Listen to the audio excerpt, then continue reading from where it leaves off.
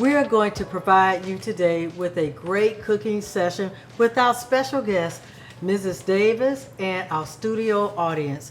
And so we welcome you on behalf of the Orlando chapter of the Links. Hey, y'all. And we are going to talk about healthy eating and healthy cooking. So is everybody ready? Yes. All right. Now, I want to talk a little bit about our nutrition educational materials that we developed that has spanned the country for several years. Our nutrition practice created the Soul Food Plate, and we did it for several reasons. One, we wanted to educate communities of color how to give soul food a facelift. It's all about not giving up traditional foods, not giving up historical foods, because we need to always know where we came from, how we got here, and what foods we really do like.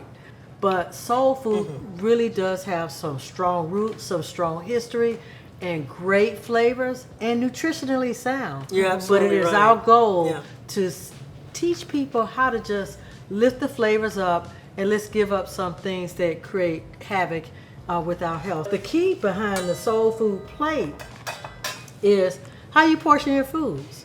So when you get home, I want you to understand what goes right here. What would you put here? Probably a meat. Let's make some adjustments now. We're going to switch where our meat goes. We want our meat right here. Don't holler. Don't holler. But if we put our meat here, now we have portion control. Because meat should be no bigger than the palm of your hand. Okay. The palm of your hand. You hear me, See? my Yes. audience? I tell the young people, the palm of your hand, not the palm of your baby daddy hand. The palm of your hand. And we're going to fill this up with the abundance of what God grew. Plant-based diets.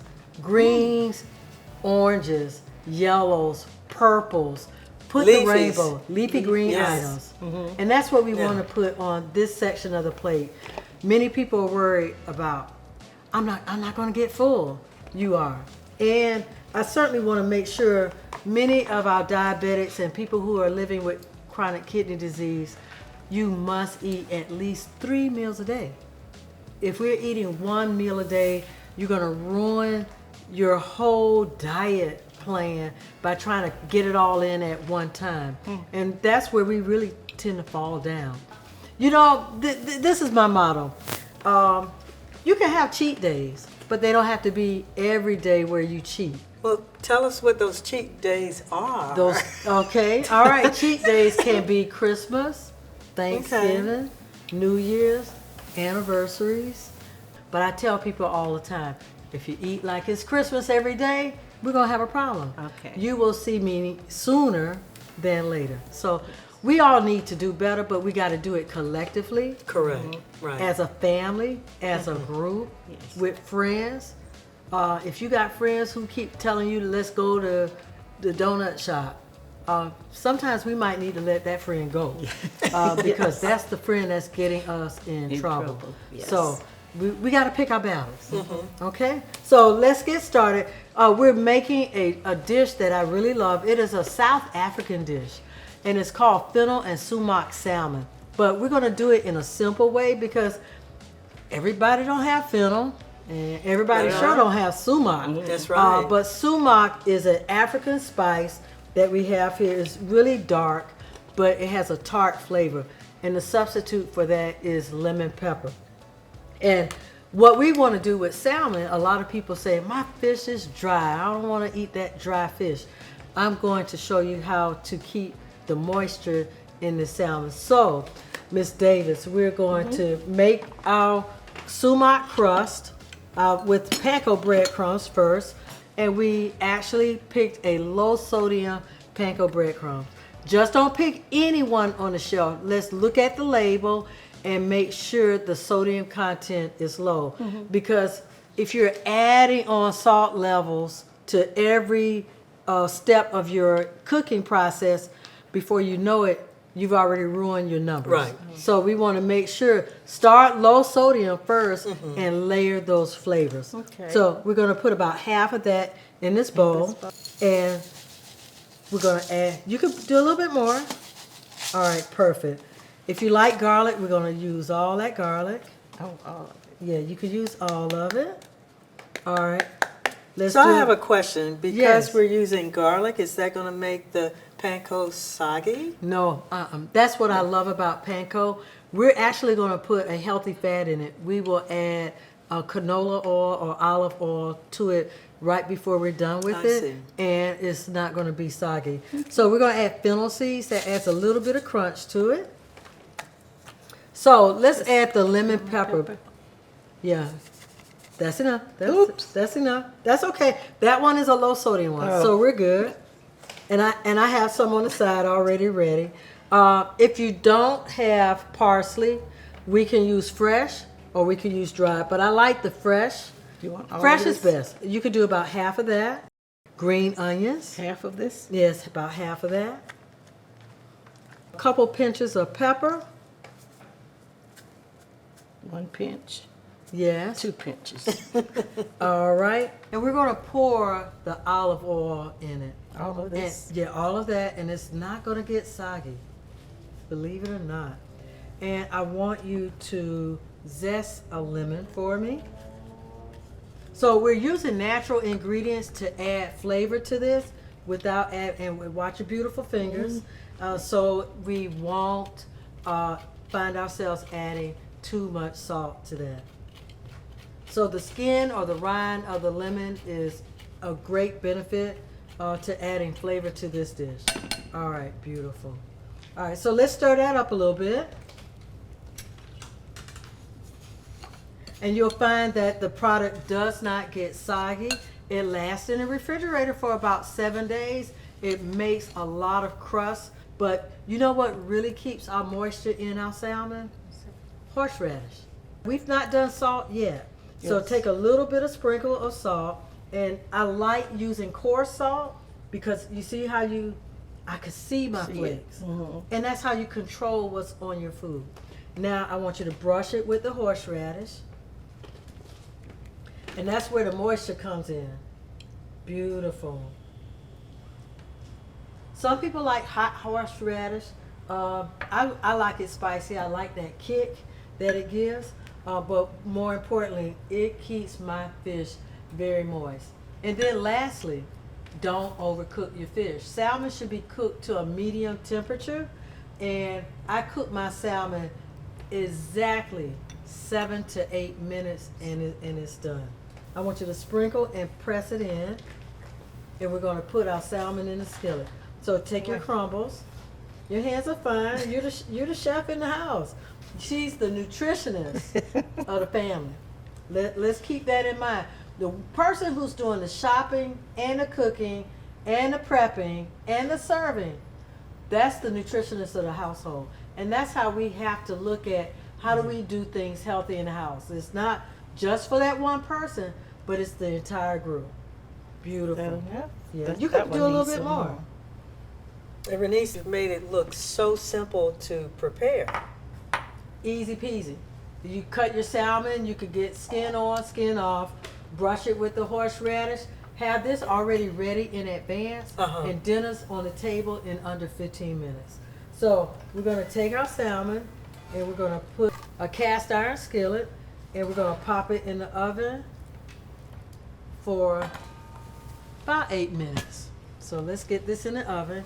Now, you know, orzo pasta is a pasta. It looks like rice, but it's really a pasta.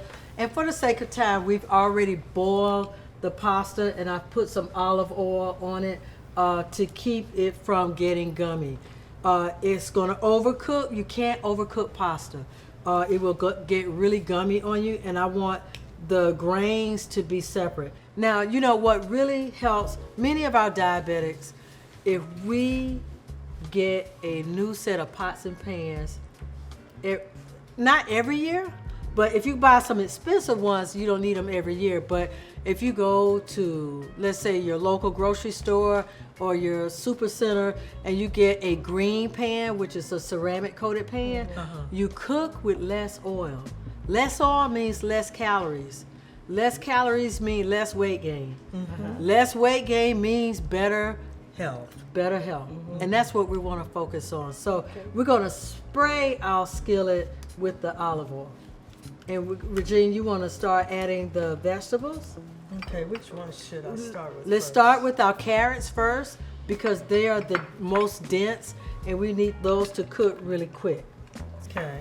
So as that continues to cook, I'll let you stir. yes, we'll add our vegetables. So what do you like to cook at home? Oh, I like to cook vegetables. Okay. Broccoli. I love to cook broccoli. Okay. Yeah. Do you do fresh broccoli or frozen broccoli? Fresh. Okay, Yeah. very good. I think the nice thing about this recipe, if you want to throw broccoli in it, you could. Yeah, and we can add our onions and pepper. So, you know, Miss Davis, did you know this? What's that? What's different about this pepper compared to this one? This one's completely green. Okay, what That else? one has a variation of colors. Okay, all right. So- Well, not quite. What What- is- If you, this is a pet peeve of mine. When I'm at the grocery store and I buy bell peppers, when I'm cooking foods to saute, that I will put heat on it, I look for a male bell pepper. Oh, A male bell pepper. I've never heard of that. Yeah, a male bell pepper has 3 bumps. 1, 2, 3. A female bell pepper is sweeter, just like us women. Yes. She has 4 bumps. Uh-huh. So I use a female bell pepper on cold salads, and I use a male bell pepper on hot dishes because it's more savory. She's sweet, he's not. So if you can remember that, Yeah. that helps you decide what type of bell pepper you want to pick when you're in the grocery store. A lot of us tend to grab, but when you pick a female bell pepper and put it in a tossed salad, you're going to taste a different type of flavor. All right, so we got some vegetables sauteing. Are we ready for the garlic? We're ready for the garlic. Okay. All of it? Well, you can throw it in. Garlic is good. Garlic is good for gut health as well, so sure, you can add it. All right, now that we've added the peppers, the carrots, the onions, the mushrooms, now we're ready to assemble this beautiful dish together. So we're gonna add our orzo pasta. And if you could give that a quick stir, Miss Davis, we're gonna let you have a seat behind us and we're gonna taste this wonderful dish. Now, Regine, you wanna flavor it with Miss Dash and just a hit of salt. And you're gonna just add a pinch of salt. All right, so let's plate this beautiful dish up for Miss Davis. Now, we always want to understand our carbs are half a cup for a serving. The more colorful it is, the better. So, would you like to take a bite of this delicious salmon? And we got some for our studio audience too. So, there are a few things that we certainly want you to remember. It's all about how you purchase, what you purchase, reading those food labels. Then we get into prep mode.